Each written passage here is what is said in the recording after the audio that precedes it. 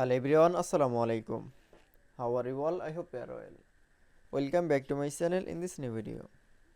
Today's video, how to add book symbol in Microsoft Publisher.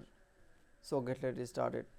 At first open your Publisher document. In this video, I will show add book symbol in Publisher. Firstly, now going to the insert menu option. Now for click. Then click for a symbol option. Now click for a more symbol, then we show font have is a Calvary. Now select from a search bar font. Now press from winding option, winding font.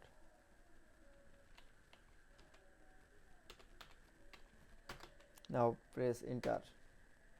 Then we can say we show many symbol.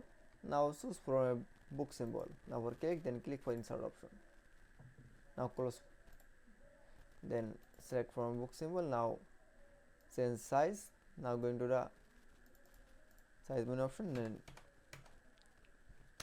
that it's, then it show insert book symbol.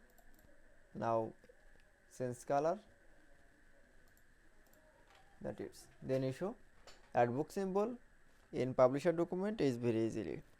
I hope to enjoy the video. Please like, comment, share and subscribe my channel. Thanks for watching.